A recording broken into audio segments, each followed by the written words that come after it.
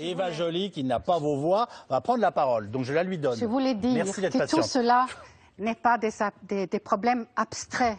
Lorsque Mme Le Pen parle de l'immigration dans l'abstrait, en réalité, derrière, il y a des êtres humains, des personnes, il y a des Syriens, il y a des Afghans. Est-ce que vous savez le nombre de Syriens que la France a acceptés alors qu'il y a 2 millions et quelques de réfugiés? La France accepte 500 réfugiés. Vous en voulez combien, 500. madame? Est-ce que vous savez combien de réfugiés syriens la Suède, 9,8 millions d'habitants, a accepté? 17 000. Et elle ne met pas de limitation. Tous les Syriens qui arrivent en Suède ont asile politique. Pour dire que nous sommes en train de trahir ce qui fait notre République, ce qui fait la France, c'est-à-dire la capacité d'intégration. Nous l'avons toujours fait.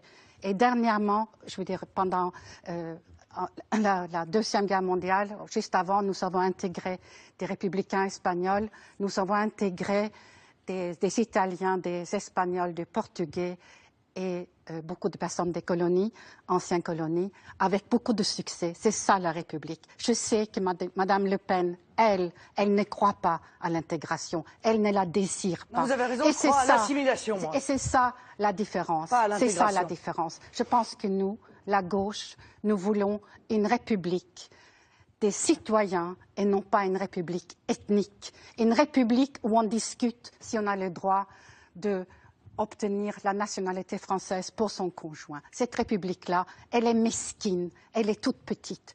Madame Le Pen diminue la France et la France mérite mieux que ces idées. Madame Joly, moi j'en ai marre des leçons de morale de la gauche. Je vous le dis très clairement et très gentiment. Ah bon? Parce que tous vos petits camarades de jeu de la gauche, l'immigration, c'est pas eux qui la vivent, d'accord? Parce qu'eux, ils sont dans les beaux quartiers, leurs gamins sont dans des écoles privées, et quand on fait comme Monsieur Hollande et qu'on détourne la carte scolaire pour mettre ses gosses dans les meilleurs lycées de Paris, si, je vais vous le dire, les Français, c'est eux qui la vivent, l'immigration que vous leur proposez. Oh, je sais que ça vous gêne, ça. Ça vous gêne d'être pris en contradiction avec les leçons de morale. Les Français ne veulent plus de vos leçons de morale. Moi, je considère qu'ils ont un droit, madame, supérieur dans leur propre pays. C'est la honte. Ils ont un droit supérieur la solidarité dans leur propre pays. Madame Joly, un Français sur 3 ne se soigne pas correctement.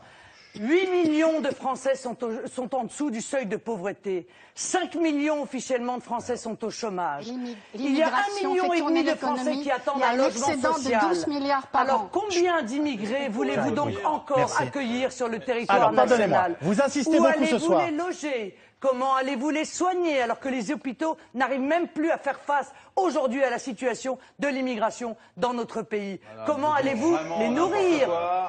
Comment allez-vous gérer le problème des déficits alors que l'immigration coûte des milliards à la France? Voilà, les immigrés rapportent des cotisations, ça a été dit 100 fois, Monsieur Lebray pourrait nous le rappeler. La morale justifie que nous accueillions sur le territoire. Il y a un excédent de 12 milliards par an dans l'immigration, études de l'Université de Lille. Alors il faut la doubler, madame, comme ça il y aura 24 milliards de bénéfices.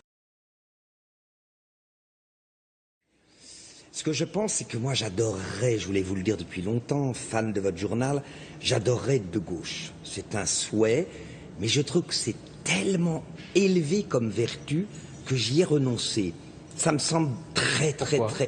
Parce que d'abord c'est un gros boulot, c'est un dépassement de soi, c'est une attitude, une présence à l'autre. Faut être exceptionnel quand t'es de gauche. Quand t'es pas de gauche, tu peux être moyen. Quand t'es de gauche, c'est l'excellence. Le génie moral, le génie de l'entraide, c'est trop de boulot.